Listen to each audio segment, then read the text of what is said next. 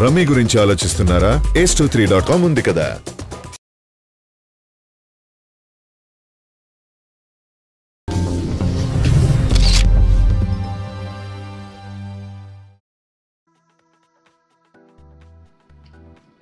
Young rebel star Prabhas Baahubali తర్వాత చేస్తున్న cinema Saaho.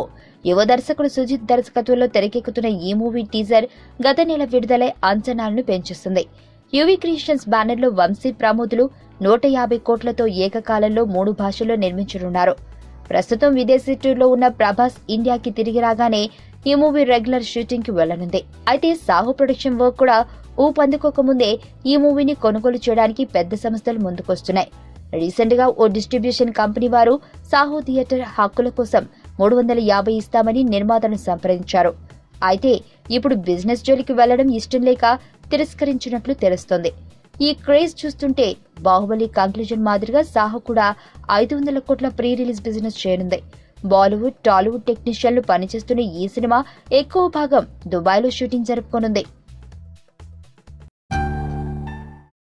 నా పేరు ధనుష్ రిషి. అందరూ ముద్దుగా దరి దరి అని పిలుస్తుంటారు. దేవుడికి నా పైన ఉన్న క్లారిటీ, నా బ్యాడ్ లక్ ఉన్న గ్రావిటీ నాకు చిన్నప్పుడే అర్థమైంది.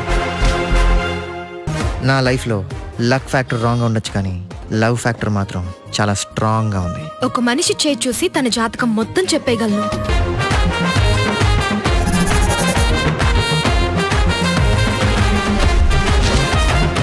Coming soon.